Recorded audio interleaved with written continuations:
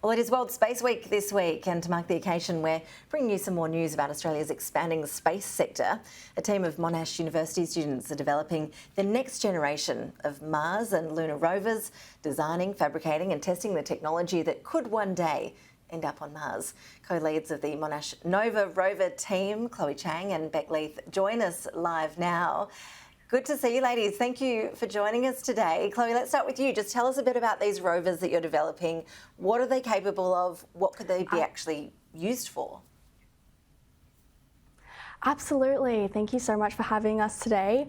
So Monash Rover is a multidisciplinary team of over 100 students, and we all work together to build these Mars and lunar rovers. And they basically go to a competition in the US, in Utah, America, at the Mars Desert Research Station. So this desert is like nowhere else in the entire world, and it seems to be much like Mars.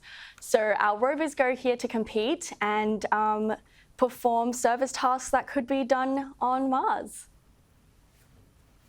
And I see that your team was placed second in that world competition in the US recently, so congratulations on that. You're obviously doing really well with it.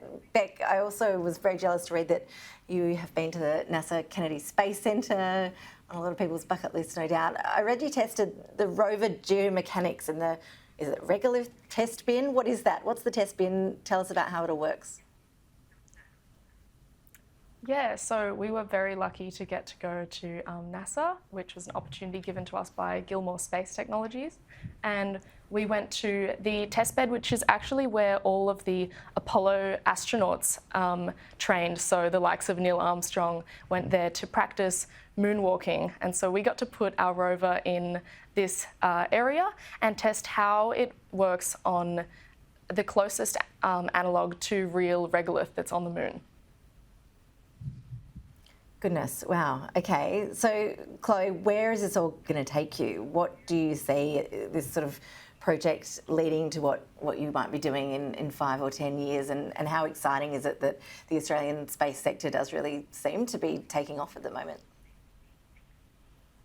Yeah, absolutely. That's a fantastic question. With these competitions, that sort of inspires students around the world to get engaged in robotics and space. We start seeing a lot of interest and focus in this industry.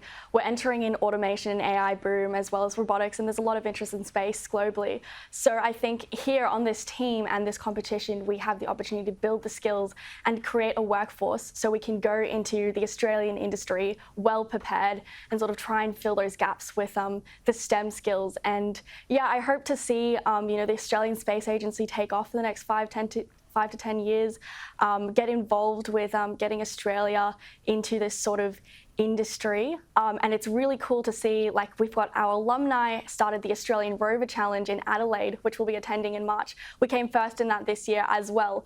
And we've seen, 3 teams come along in 2020 and in 2021, more teams and possibly more than 6 in 2023. So yeah, looking to expand the space industry.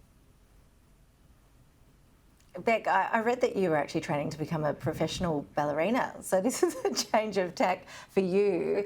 How have you found the experience focusing on this area of work? We're hearing a lot about women in STEM, of course. Just how male-dominated is this field, and are you seeing that changing? Yeah, definitely.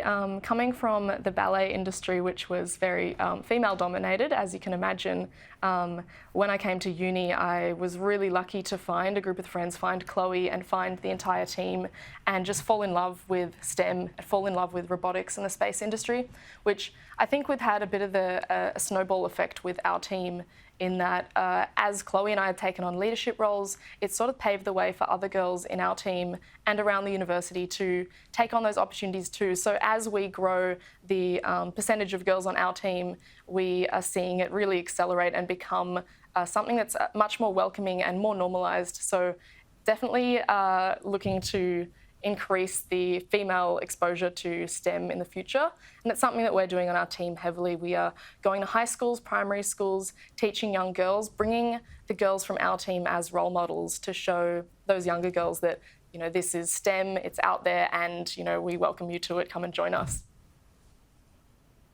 Well, congratulations to you both. I think it's fantastic what you're doing. The co-leads of the Monash Rover team, Chloe Chang and Beck Leith, really appreciate you making the time for us, and best of luck with the project in the future.